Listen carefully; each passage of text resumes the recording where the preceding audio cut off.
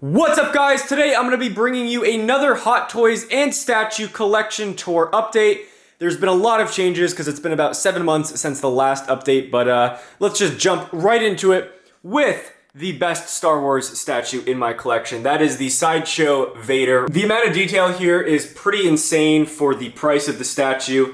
I think it's the best Star Wars statue, period, that I have seen. And then right here to the left, we have the battle-damaged War Machine Mark I. Moving down to the first shelf here, we have my favorite figure in my entire collection, which is the InArt Joker. I think this is the most lifelike looking figure, without a doubt. It's definitely expensive.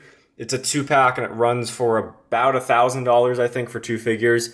But the amount of detail, it's pretty unbelievable what they managed to do with this one. This Batman, I think, is a perfect pairing with the Joker from InArt, but if InArt does make a Batman from the Dark Knight trilogy, then I will probably end up getting it because they have more than proven themselves with this Joker.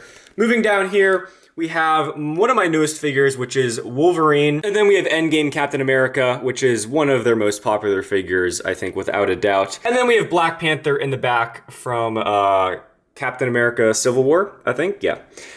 Moving down here, we have Scarlet Witch from WandaVision.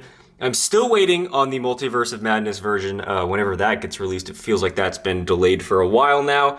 Then we have Black Widow from her solo movie. I think the white suit looks the coolest. And then here's Luke Skywalker from Empire Strikes Back, one of the most iconic Luke Skywalker figures, or Star Wars figures in general, to have in your collection.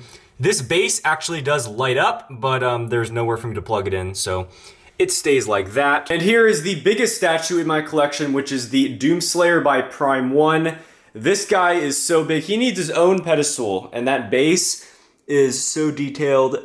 This is one of the coolest statues in my collection by far. Then over here, we have one of my newest statues, which is Johnny Silverhand from Cyberpunk. I would not recommend this statue. There's a major issue where the skin tone is just completely off, as you can see right here on this arm.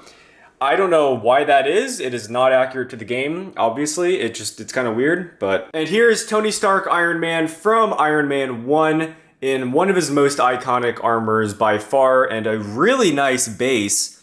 And I like the broken helmet there on the bottom. So very nice figure. And then in the back, we have Iron Man from Endgame, of course, another iconic armor with battle-damaged Thanos behind him. And then more Iron Man, we have Iron Man 2, which is the best suit I've seen by far. This one also includes this insanely fragile suitcase here, which looks nice, but again, it is very fragile, but it's cool to have. And then here is Doc Ock from No Way Home. An otherwise really good figure, but the head sculpt is a little bit iffy. I'm not sure if that's entirely Doc Ock. And then we have Green Goblin, again from No Way Home, or the original Spider-Man trilogy. And then Spider-Man and Miles from the PS4 game. And then here's Carnage from the newest Venom movie, which is extremely detailed, and this figure came out near perfect, I would say. And then below him, we have the Venom bust. I am very excited to get the Venom from the new PS5 Spider-Man game. This right here might be my favorite statue currently in my collection. It is the Attack on Titan Prime 1 statue, which is absolutely wild to look at. There's so much going on, so much detail. This thing ended up coming in 2 boxes, and I think, and had a ridiculous amount of pieces to assemble. But if you are a big Attack on Titan fan, I think this is the best statue that has been made for the series. And Attack on Titan is one of my favorite shows of all time. And then up here is the JND Harley Quinn statue, which is again very expensive, but I managed to get for a discounted price, which is always nice. And here's the start to my Clone Wars display, which is again one of my all-time favorite shows. We have Ahsoka, which I think is better than the newly released Ahsoka from her show, and The Mandalorian, with Anakin, Clone Wars in the back. And then down here, we have Captain Rex from, of course, the Clone Wars. And then Jesse to his right, which he has some really cool detailed armor. And then a just standard clone trooper to the left here. And then, of course, we have Luke Skywalker from The Mandalorian Season 2 finale.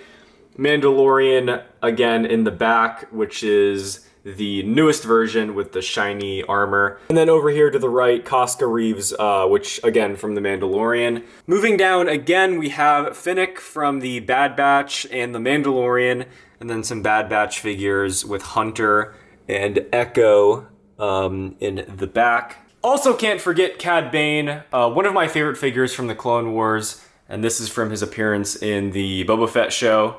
And then his little droid on the bottom there.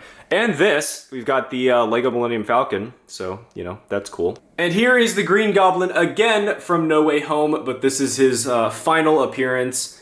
Just look at that head sculpt, that grin he's got going there. This is probably my second all-time favorite figure next to the Joker. I just think the amount of detail and work that went into this is really impressive. And then we have Spider-Man again from No Way Home. And then Gwen from Into the Spider-Verse. And then down here on my desk is the Joker once again. Like I said, this came in a 2-pack, so this is the other version. He's got his coat there and some money on the base. Again, my favorite figure by far. The amount of detail, it's unbelievable. It's not focusing, but trust me, it's wild.